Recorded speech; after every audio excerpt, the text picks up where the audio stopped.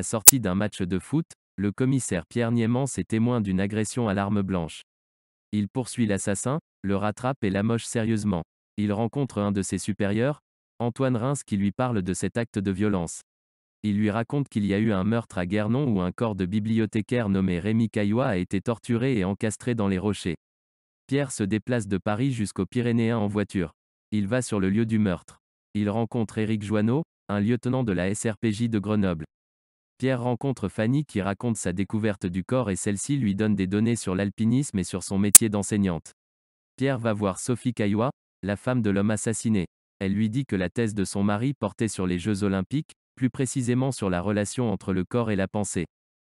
À plusieurs kilomètres de Guernon, un lieutenant nommé Karim Abdouf enquête sur la profanation d'une tombe. Il ouvre le caveau et trouve la tombe de Judy Thérault qui ne semble pas avoir été ouverte.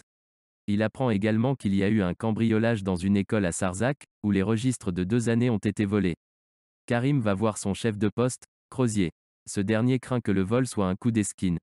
Karim en doute, il accepte la demande, mais demande en échange une fouille approfondie du caveau. Il se bat avec les skins, qui lui disent qu'ils étaient au cimetière, mais que ce n'étaient pas eux qui ont fait la profanation et qu'ils ont vu une voiture sur les lieux. À l'autopsie, Pierre apprend que la victime a été attachée et torturée. On lui aurait enlevé les yeux alors qu'il était encore vivant. Il n'a plus d'empreinte digitale.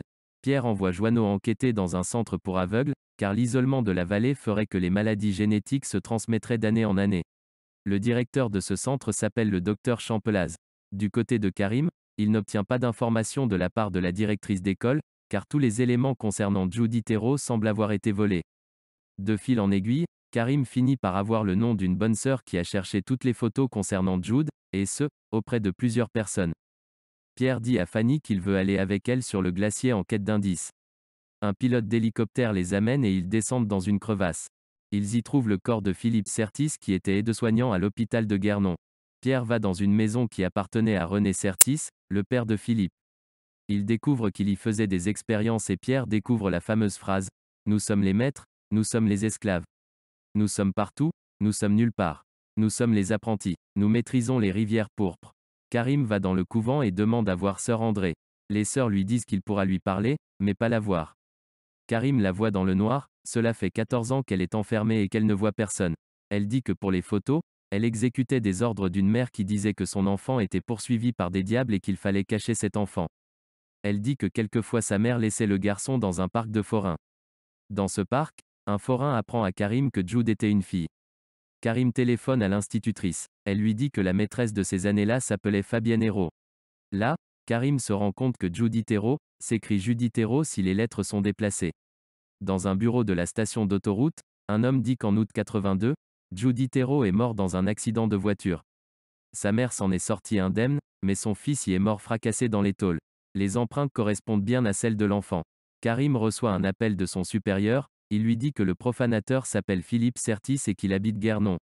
Joanneau reste introuvable. Le docteur, chez qui il a été, dit que Joanneau a quitté l'institut pour aveugles et personne ne sait où il est maintenant. Pierre va à la bibliothèque. Dans sa thèse, Caillois dit que dans l'Antiquité, les sportifs étaient aussi des intellectuels. Il a l'air de regretter ce temps, car maintenant les performances physiques et intellectuelles sont séparées, c'est-à-dire que les intellectuels ne sont plus des athlètes et que les athlètes ne sont plus des intellectuels. Pierre va chez le docteur Chernessé. Ce dernier dit qu'il a vu Joanneau. Il sait aussi que les maladies des gens de la vallée sont dues à la consanguinité. Karim et Pierre se rencontrent. Ils parlent l'un à l'autre de leur enquête. Le légiste les informe que la seconde victime a eu ses yeux et ses mains sectionnés avant d'être tuée. Pierre se rend compte que Chernessé sera la prochaine victime et qu'il a peut-être tué Joanneau. Quand il se rend chez le médecin, Pierre y trouve le corps mort de Chernessé accroché au mur, sans ses yeux et sans ses mains. Il va dans la cave du docteur et il y trouve le corps de Joanneau dans une fosse. Pendant ce temps-là, Karim trouve dans le cimetière la tombe de Sylvain Hérault, le père de Judith. Il se rend ensuite chez Sophie Caillois. Il ne la trouve pas, mais il décolle un papier peint fraîchement collé. En l'enlevant, Karim découvre un message « Je remonterai la source des rivières pourpres ». Sur le campus, Karim découvre quelqu'un qui tente de s'enfuir. Il se met à sa poursuite, mais cette personne lui tire dessus, toutefois sans le toucher. Cette personne lui laisse son arme. Karim se rend compte que c'est une femme et qu'il a ses empreintes digitales. Les deux policiers se font une première idée du déroulement. 1. Le tueur tue Rémi Caillois. 2. Sophie Caillois sort et le tueur écrit l'inscription chez elle. Sophie prévient Certis. On découvre le corps dans la falaise. Puisque l'inscription est signée Judith, Certis va à Sarzac vérifier la tombe de Judith et les archives de l'école. Ils ont peur. Certis se fait tuer. Des flics disent à Karim que les empreintes de Judith Hérault juste après l'accident et les empreintes sur le pistolet sont les mêmes. Il apprend que personne ne peut avoir les mêmes empreintes, mais que cela arrive chez les jumeaux. Pierre va à l'institut pour aveugles et rencontre le docteur Champelaz. Ce dernier lui parle de consanguinité. Deux parents qui ont la même affection ont de grandes chances pour la transmettre à leurs enfants. Il lui raconte que c'est le cas de Guernon où les intellectuels se marient entre eux. Ses parents ont donné naissance à des intellectuels, mais ayant des tares génétiques. Cependant, depuis une génération, il existe des enfants qui sont brillants intellectuellement et forts physiquement. Les enfants des paysans, eux, au contraire ont des maladies ou meurent à la naissance. Le docteur lui dit aussi que les dossiers de l'hôpital ont été informatisés. Il a remarqué qu'il manquait certaines pages au dossier des nourrissons. La clé de ces archives était donnée à Étienne Caillois, le père de Rémi Caillois. Pierre a un accident, un 4x4 lui a foncé dessus, ce qui provoque un carambolage de sa voiture. Il se réveille blessé, mais il continue quand même l'enquête. Karim décide d'ouvrir la tombe de Judith. Il y trouve des squelettes de rongeurs. Karim rencontre le commissaire Crozier. Ce dernier lui raconte qu'il connaissait Fabienne et sa fille. Il lui dit que Fabienne est toujours vivante et qu'il va l'accompagner. Karim rencontre Fabienne. Elle lui montre une photo avec deux enfants. Karim a des nouvelles de Sylvain Hérault. Il est mort d'une collision avec une voiture. Il ne s'agirait pas d'un accident, mais d'un meurtre. Pierre va dans les archives de l'hôpital. Il se rend compte que les dossiers comportent de fausses fiches, les nourrissons prennent ou gagnent trop de poids d'un coup. Le flic qui feuilletait les ouvrages à la bibliothèque lui fait part d'une nouvelle. Il lui dit que Caillois avait trouvé une solution pour allier l'intelligence avec la force physique. Il parle d'une sélection des naissances. Pierre se rend compte qu'année après année, ce sont les mêmes personnes qui occupaient les box à la bibliothèque, que celui d'en face était du sexe opposé, ce qui forçait leur rencontre et leur mariage. Pierre s'évanouit à cause de sa blessure. Karim retrouve Pierre à l'hôpital et Pierre lui dit que Certis, Caillois et Chernessé échangeaient les bébés. Pierre lui révèle que les intellectuels, à force de consanguinité, étaient appauvris génétiquement, ce qui provoqua des maladies à leur descendance. Ils ont donc décidé d'échanger les bébés, pour que les intellectuels, en plus d'avoir leur intelligence, aient une forme physique exceptionnelle. Les maladies seraient dans le camp des paysans. L'idée est de ne faire qu'un avec les cerveaux de Guernon et les corps des paysans des montagnes. On apprend que Certis, l'aide-soignant, étouffait les bébés des intellectuels, les bébés au sang pauvre, tout en les faisant passer pour les bébés des paysans. Karim explique que Caillois et Certis en avaient après Judith, car elle avait une sœur jumelle. Elle possédait le même visage que sa sœur jumelle échangée. Ils avaient peur que ce visage montre au monde la vérité sur les échanges. À la naissance de Judith, Fabienne arrive en accouchant, elle est anesthésiée et elle met au monde deux jumelles. Certis décide de n'échanger qu'une seule jumelle avec une fille de paysan. Il décide de tuer la fausse jumelle, celle des intellectuels. Un jour, Fabienne rencontre par hasard, une de ses vraies filles, l'autre jumelle. Elle se rend compte que c'est sa fille et qu'elle a été échangée à la naissance. Sylvain Hérault décide de régler ses comptes seul, mais il est tué par une voiture. Fabienne et sa fille s'enfuient, comprenant bien qu'elles sont en danger. Fabienne ne sait qu'une partie de la vérité. Elle pense que les parents intellectuels ont pris leur fille pour remplacer celle qui est morte. Karim dit à Pierre que le tueur n'est autre que Fanny, la sœur jumelle de Judith.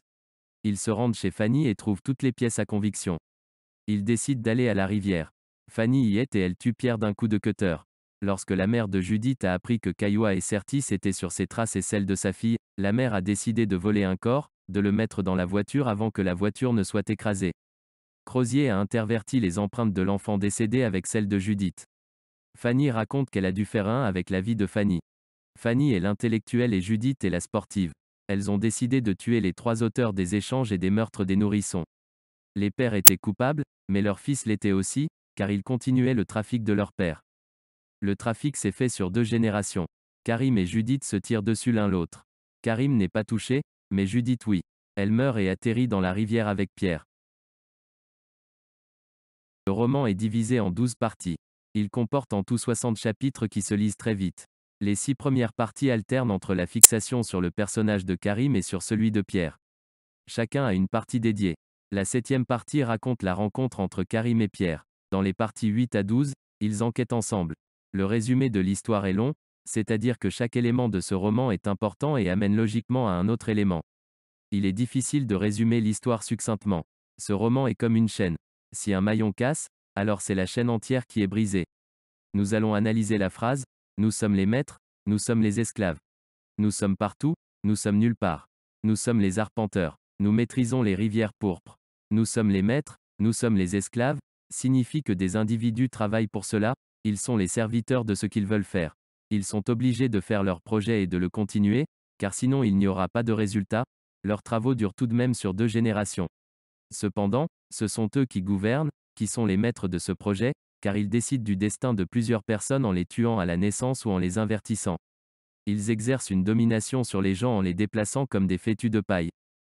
Nous sommes partout, nous sommes nulle part, a la signification suivante. Ils sont partout, car leur œuvre est partout, autour d'eux, à travers certains enfants et certains enfants qui sont devenus adultes. Ils ont réussi à maîtriser l'existence, le sang d'une partie de la région. Nous sommes nulle part, signifie qu'ils ne font confidence de leurs expériences à personne. Ils ne sont même pas dans le maillage du sang. Passons à la phrase, nous sommes les arpenteurs. Un arpenteur est quelqu'un qui est chargé de mesurer les terres. Ici, les 3 hommes ne mesuraient pas les terres, mais plutôt les origines du sang et les avantages qu'il procure. Les rivières pourpres renvoient aux veines et au sang des habitants de Guernon. L'intrigue de ce roman est intéressante. On ne découvre la véritable histoire des rivières pourpres qu'avec les enquêteurs. Plus ils progressent dans leurs recherches, plus on en apprend. On devine petit à petit que les meurtres ne sont pas le fruit du hasard comme ça pourrait être le cas avec des déséquilibrés, mais qu'il se cache un vrai motif derrière eux. On comprend ces meurtres, car les 3 coupables ont changé plus de vie en invertissant les bébés et ils ont sans doute commis plus de meurtres en étouffant les bébés que ces 2 femmes. On comprend que cela ébranle Fanny et Judith, car à cause d'eux, ce sont tous les destins des personnes qui se trouvent autour d'elles qui ont été changés et que ce complot est aussi inscrit dans leur sang. À la fin du roman, on se pose encore des questions. Mais où est donc passée Fanny? Pourquoi aucun parent ne se rend compte que leur bébé n'est pas leur bébé? Pourquoi un enfant des montagnes serait-il plus intelligent en vivant dans une famille d'intellectuels? Granger veut sûrement nous dire que les qualités du corps sont innées tandis que l'intelligence ne se développe que plus tard et ne peut grandir qu'en étant dans un milieu intellectuel.